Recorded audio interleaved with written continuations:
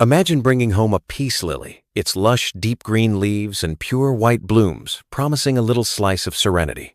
But just weeks later, disaster strikes. Yellowing leaves, drooping stems. No blooms in sight. What went wrong? And more importantly, how can you rescue it before it's too late? Stay with us, because today, we're unlocking the secrets to making your peace lily not just survive, but thrive indoors.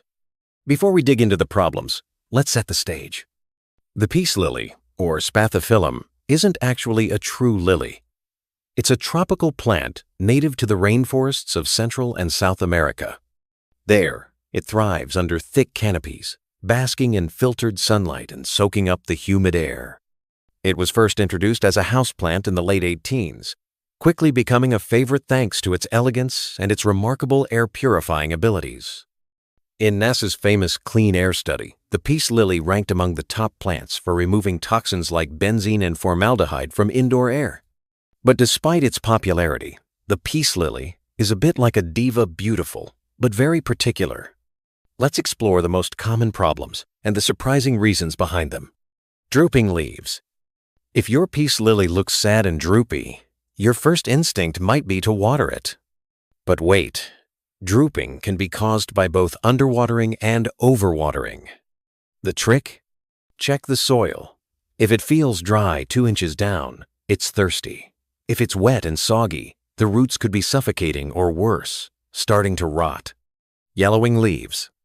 Yellow leaves usually scream one of two things: overwatering or exposure to too much direct sunlight. Remember, peace lilies evolved under rainforest canopies. Direct sun is their enemy. Find a spot with bright, indirect light, and you'll start to see the green come back to life. Brown leaf.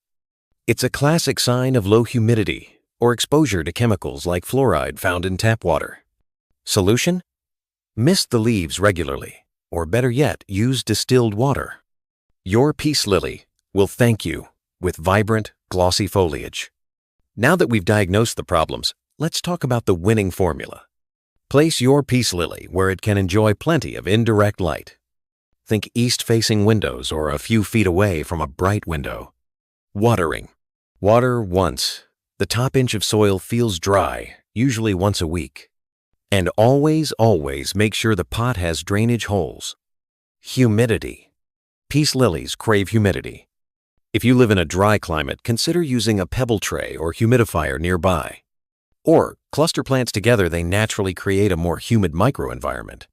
Feed your peace lily with a balanced, diluted houseplant fertilizer every 6-8 weeks during the growing season, spring and summer. But be cautious, too much fertilizer can burn the roots. Want those iconic white blooms? Here's a secret.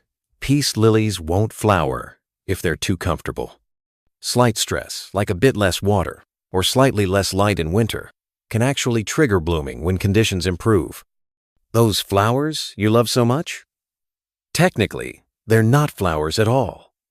They're a modified leaf called a spathe that surrounds a small, central flower cluster. Let's run through a lightning round checklist. Droopy leaves. Check the soil moisture.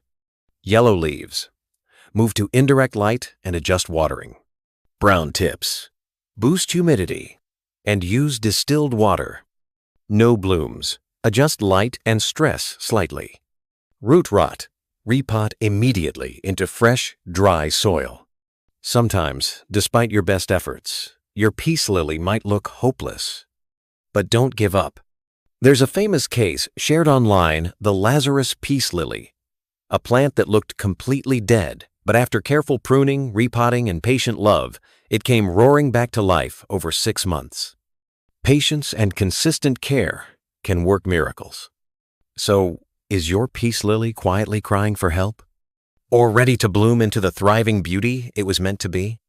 Let us know in the comments and share your peace lily success stories. And if you found these tips helpful, don't forget to like, subscribe, and turn on notifications. Because your indoor jungle deserves a little peace and a whole lot of thriving.